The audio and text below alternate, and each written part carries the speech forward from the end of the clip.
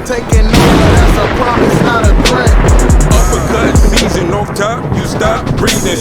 Yeah, and then even with that one, like there's actually boxing. I think it's on Sunday, and the reason why it's so crazy is because Top Rank, their TV agreement, their deal with ESPN expired in July.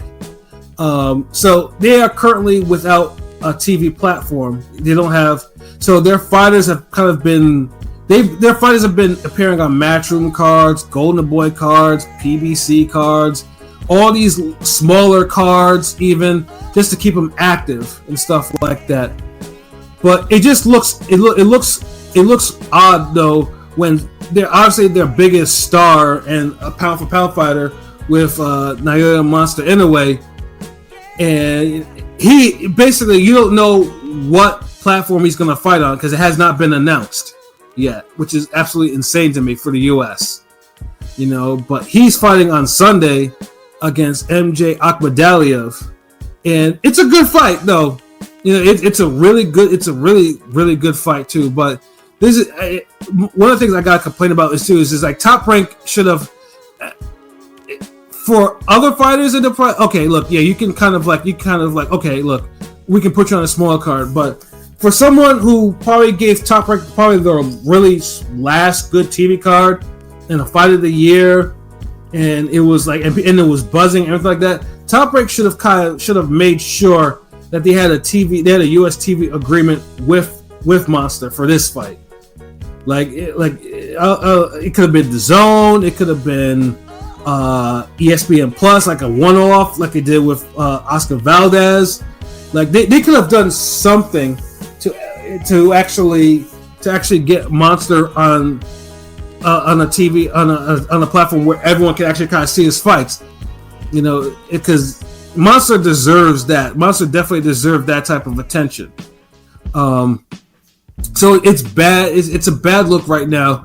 When basically I think the only place where I think it's going to be airing is on ESPN Knockouts, which you can only get if you have Disney Plus Premium, which I don't have. Disney Plus is like one of the few streaming services I don't fucking have.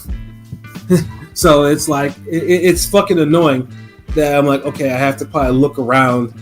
I'd hate to have to look around to look for a stream for this fight though. But Monster Akhmadaliev, it's a good fight. Like Monster for the most part had been not fighting the greatest competition at 122 as of late. Although the Cardenas fight, Cardenas kind of showed his mettle, and it was a fucking great fight. And Monster went down, and he returned a knockdown. He stopped him brutally.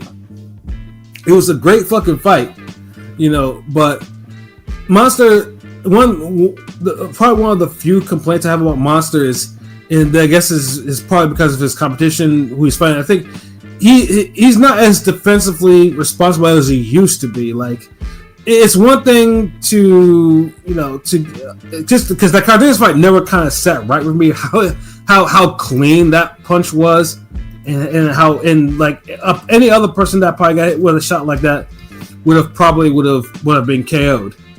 It's one thing if you have Luis Neri hitting you, because Neri has comparable power. But Cardenas should have not been the one to actually.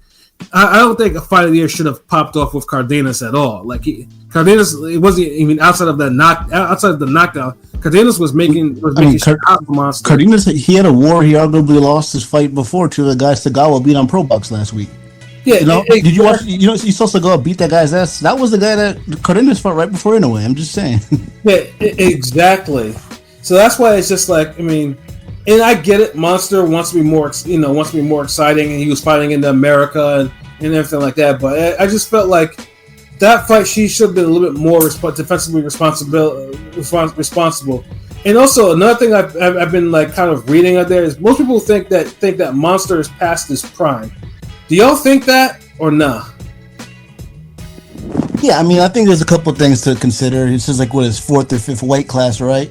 And he's about 31, 32. At the lower weight classes, at 31, 32, 33, you're a little long in the tooth. So, given that he has been dropped twice in the last 4 fights, and he is at the age where those smaller size fighters do age faster. Yeah, he's out of his prime a little bit. He's not. I agree with Pilot. This nigga's out of his prime. He's been out of his prime for about a year and a half, maybe 2 years. Yeah, because he has not looked anywhere where he used to be. Like, after he beat Stephen Fulton, that was like. Yeah, I feel like that was like the peak. That was like the peak of his prime. Because before that, every time I watch Monster, I'm in awe. I'm like, oh my goodness, that was amazing.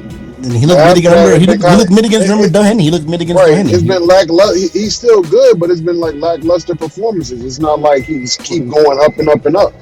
Like I'm confident. If Junto lands a left like that, I don't know if Monster getting up. If Nakatani lands something like that, some left feet, yeah, I don't know if Monster can get up from that. I'm just saying. Right, and then but so do we think that Akhmadaliev could be the one to at least make shit hot for him? I could see this going the distance because I don't think MJ's been dropped. So no, I don't think he can. I mean, honestly, this fight is a waste of time. You think so?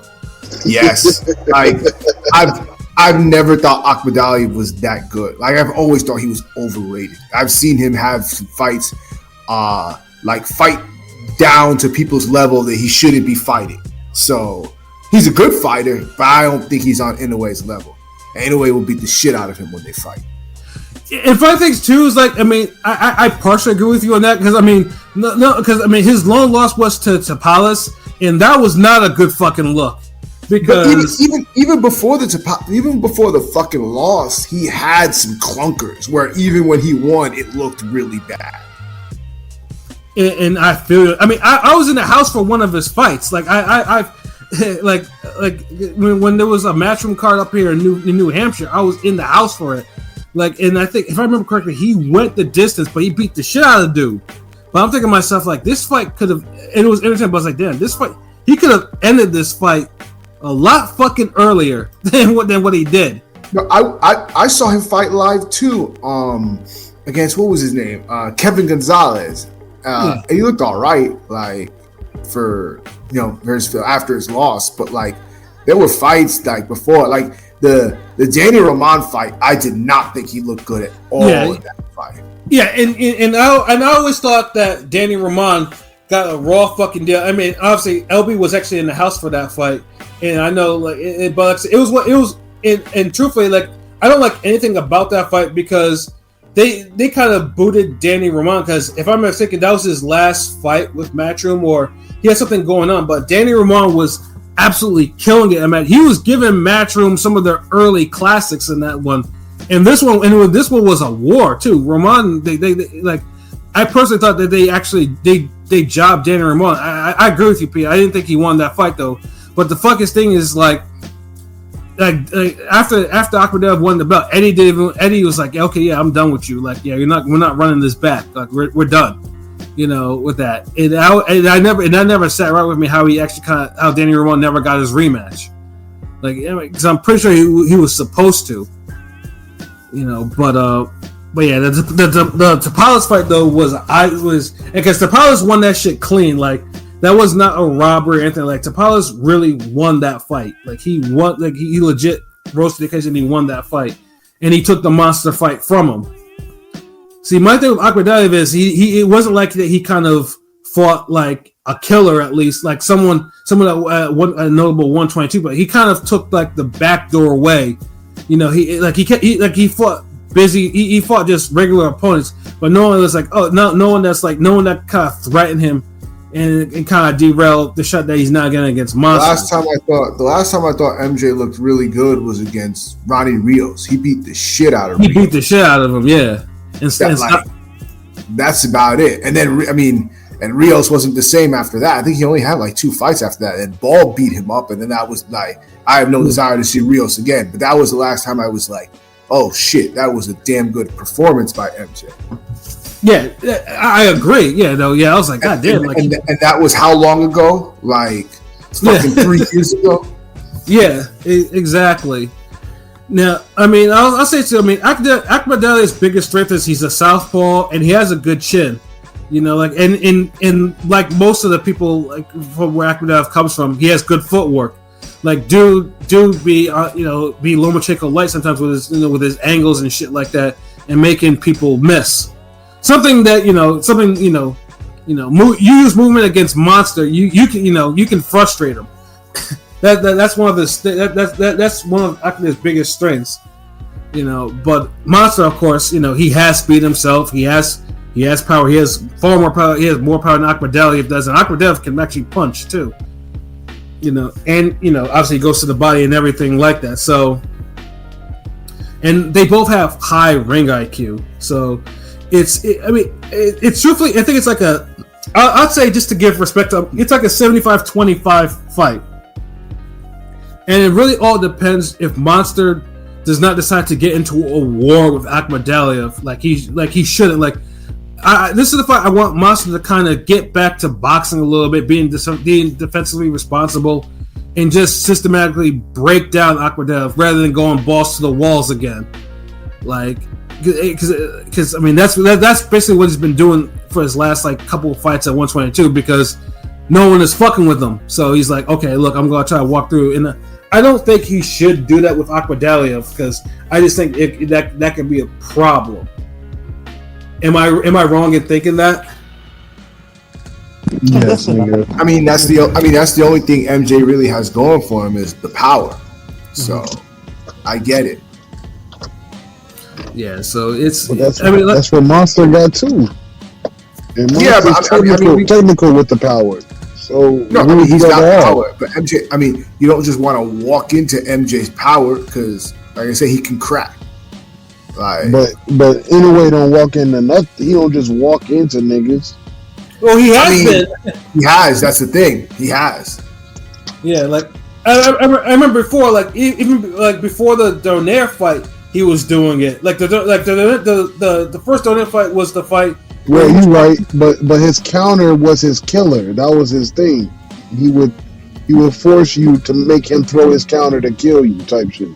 The thing is he was walking into guys like recently, even more recently, when he walked into fucking Neri and Neri dropped him, because I was like, what? It was careless, the way he just walked into it, and Neri can punch, and I think MJ is actually a better puncher than Neri in the sense of how he puts his punches together. So I wouldn't like. Do you think it's carelessness or a lapse in judgment at the time type shit? I don't think he's careless. He does Monster does after he got dropped in both those fights. He tightened up his defense. Yeah, I don't think he's careless. I think he just gets some moments where he. I don't know. I'm not saying he's careless, but he does have these lapses where he just kind of I don't know if it's a lack of respect or if it's just now he's just walking in to get his offense in and kind of leaving himself more open than he used to. He get too comfortable at a higher weight class. Right. Get too comfortable, drop his hands a little, and then gets rocked. Yeah, like I said, the Cardenas fight, he literally walked into that left hook counter that dropped him. He was squared up and got cracked like that, and I was like, and in Monster, I'd say if maybe 3 years ago wouldn't be getting caught with shots like that. He would be a little bit he would at least pick it off on his glove or something, and that's why I'm just thinking he can't do that with Akhmadaliev, because Akhmadaliev will make him pay. And like I said, he's fighting. Once he is fighting heavier punches. But I do think Monster should break him down. I'm thinking that I'm thinking it'll probably be even for maybe the first couple of rounds, because Monster does take a little bit to get going. Monster's not unless you bring a fight to him early, he takes at least a couple of rounds to kind of get warmed up. But once he does, about 3 or 4. Once he does, though, it's off to the races. But I think the biggest thing is he has to go to Akhmadaliev's body, because all that movement and angle shit. If you don't stop him from doing that, I can see him frustrating a Monster. But I do think he will break it out Akhmadaliev, and then he'll probably stop him probably round 8. I'd say 8 or 9, but I'll go with 8. Anyone else got a KO prediction for Monster? Yeah, I'm going with one of the most solid bets in boxing, nigga. Inoue by KO. I don't think you've been this is since 2019, but I just have a weird feeling or hunch it's going to go the distance. He'll win a decision, but I think he might even drop MJ once or twice. But I don't know. I just have a hunch it's going to go the distance. I mean, Akhmadaliev, like he hasn't been that. He is tough. Like he's not a pushover. He is really he's a tough guy, you know. And I mean, like I said, if it wasn't for the Tapales fight, I think the fight will probably just be the fight will probably mean a little bit more just given that fact. You know, P, what about you? I mean, I know you're probably thinking Monster KO. What round are we thinking? 8th round.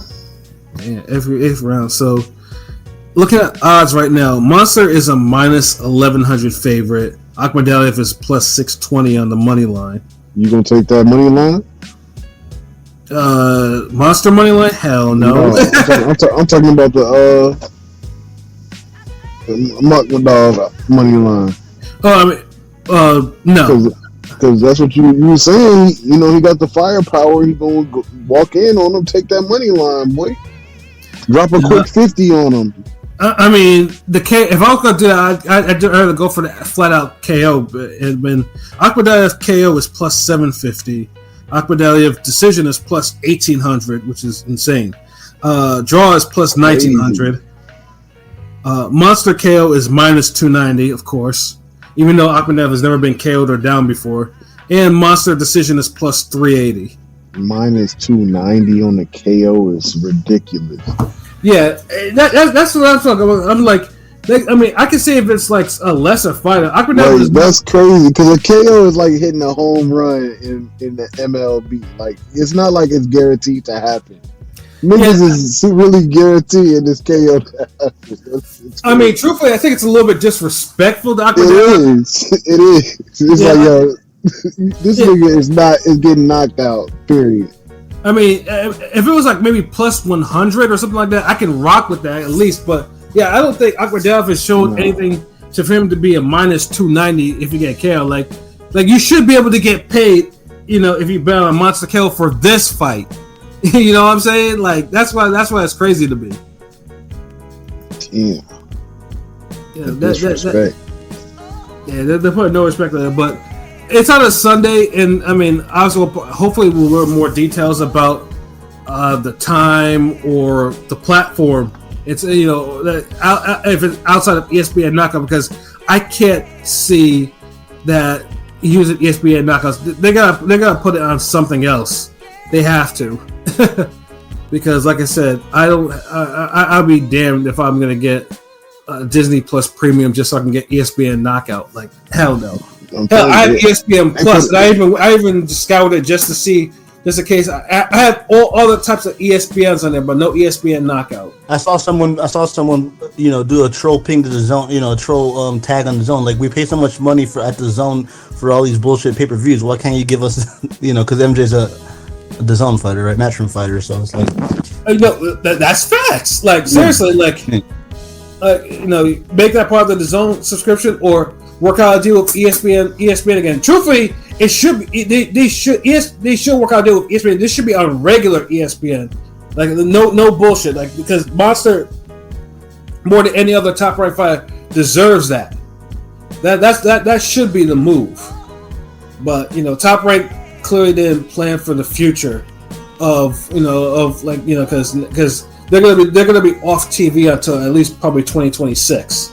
So so they have to keep their fighters active somewhere. But it's just not a good look that you have your top fighter is fighting in his home country, and you're gonna end up have to watch him on a struggle stream or a Japanese streaming service. With a janky link, if you put your credit card in, it might send an alert to your phone. That type of deal.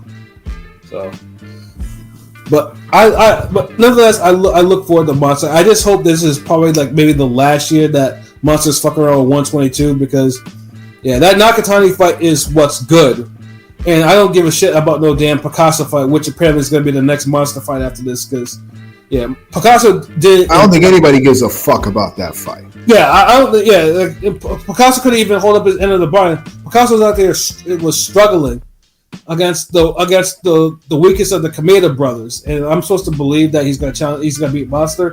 Fuck no. No. that fight should have that fight should have never been made. Like it should just go from that to the Nakatani fight, which is the next super fight for Monster. That should be it. That should be the fight at 120, and that should be the final fight. And then he should go up to 126 and and do what he does and end his career there. But we shall see. And then I think before we get up out of there, just a quick mention because I think Pilot mentioned it earlier. Yes, the IBF welterweight title is going to be up for grabs in Matchroom, and Eddie got himself another holding another footing in at 147. War Patty Donovan. Come on, Patty, don't get screwed. Because you remember the ending of that fight was kind of crazy. If you remember, Patty. Yeah, so that's the reason why I'm not excited about the fight because Patty Donovan was beating the shit out of Crocker. He was. Yeah, and they were Crocker was. It was so blatant. They were trying to get Crocker to win, and he was getting his ass beat. It's like it's bullshit. Yeah, he was getting his ass beat, and then they found a way to DQ him, which was some old bullshit. I mean, it was a little late, but it's still bullshit the way he did that. It was. So basically now Eddie somehow managed to get the IBF to say, hey, look, these are the top guys for the title. Can we put the title up for grabs for that? He managed to get it. So like I said. I mean, if you want something to watch before the Netflix card pops off or whatever, that would be at least interesting to say who's gonna be in the mix with Rolly and Mario Barrios. Jeez, so that like I said, this is actually a full week of boxing, and of course, as I mentioned before, Turkey has